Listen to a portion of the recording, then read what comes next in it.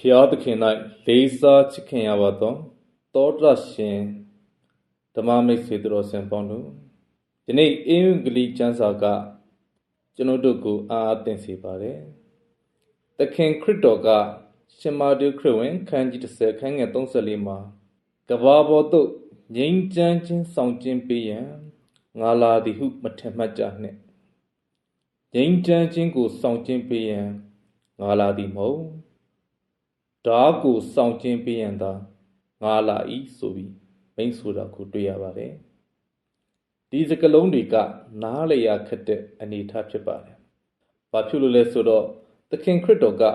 ငြိမ်းချမ်းရေးရဲ့အရှင်သခင်ဖြစ်လို့ပဲဖြစ်ပါတယ်ဒါပေမဲ့ခရစ်တော်ကအကျမ်းဖတ်မှုအကြောင်းကိုပြောနေတာမဟုတ်ပါဘူး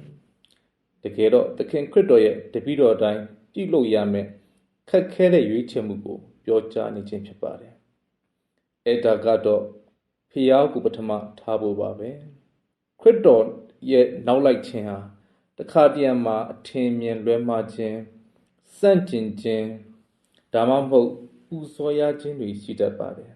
မလိမ်ညာပဲယူသားခြင်းကလစားချီမဲ့စာခွင့်လွတ်ခြင်းတက်တောင့်တက်တာနေမဲ့စာ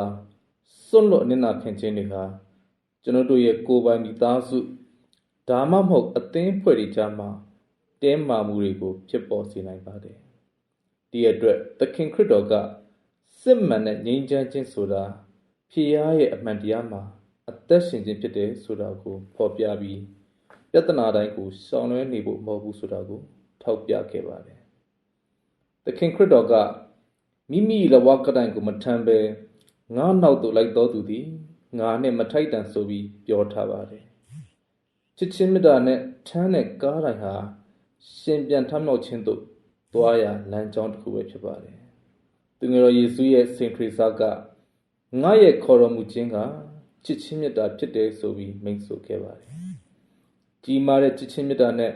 ပူဇော်တဲ့သေးငယ်တဲ့ဆက်ကပ်ခြင်းတွေဟာဖျားသခင်ရဲ့ရှေ့မှောက်မှာကြီးမားတဲ့တန်ဖိုးတွေရှိနေပါတယ်နောက်ဆုံးမှာသခင်ခရစ်တော်ကဤအငယ်ဆုံးသောသူတို့တွင်တယောက်အားငါ၏တပည့်ဖြစ်ခြင်းကြောင့်ရေဤတစ်ခွက်မြပင်ပေးတော်သူသည်ထိုသူ၏ဆုလက်ကိုဆုံးရှုံးလို့မည်မဟုတ်ဆိုပြီးဂရုပေးထားပါတယ်ဒါကဘာကိုပြောချင်တယ်လဲဆိုတော့ကျင်နာမှုနဲ့ပြုမှုတဲ့အရာမှန်သမျှကမသေးငယ်ဘူးဆိုတာကိုသင်ကြားပေးနေပါတယ်ကိုယ့်ရဲ့အပြုံးတစ်ချက်ကျင်နာတဲ့စကားလုံးတစ်လုံးခွန်အားပေးတဲ့စကားဖျားနာသူစီသွားလေခြင်းအကူအညီလိုအပ်သူကိုကူညီပေးခြင်းစတဲ့အရာတွေဟာဖျားသခင်ရဲ့ရှေ့မှောက်မှာအလွန်အဖိုးထိုက်တန်ပါတယ်ဒါကြောင့်ဖျားကိုအမြဲတမ်းပထမနေရာမှာထားပြီးကျွန်တော်တို့ရဲ့နေ့စဉ်ကားတိုင်းကိုမျှော်လင့်ခြင်းနဲ့ထမ်းနိုင်ဖို့တပါးသူကိုရက်ရောတဲ့ချစ်ချင်းမေတ္တာနဲ့အစေခံတဲ့သူတွေဖြစ်ရင်ယေရှုတော်ကိုတောင်းခံကြစို့ဒီအခါမှာကဘာကြီးကပေးတဲ့ငြိမ်းချမ်းခြင်းထက်ခရစ်တော်ပေးတဲ့ငြိမ်းချမ်းခြင်းကပိုပြီးတည်ငြိမ်အေးချမ်းလေးနက်တာကိုတွေ့ရမှာပဲဖြစ်ပါတယ်သောသားရှင်များအားလုံးဘေးရန်ရဲ့ပေါင်းမှကင်းဝေးပြီးဖျားသခင်ကာကွယ်စောင့်ရှောက်မှုအောင်မှာအမြဲရှိပါစေလို့ဆန္ဒပြုဆုမွန်ကောင်းတောင်းလိုက်ပါတယ်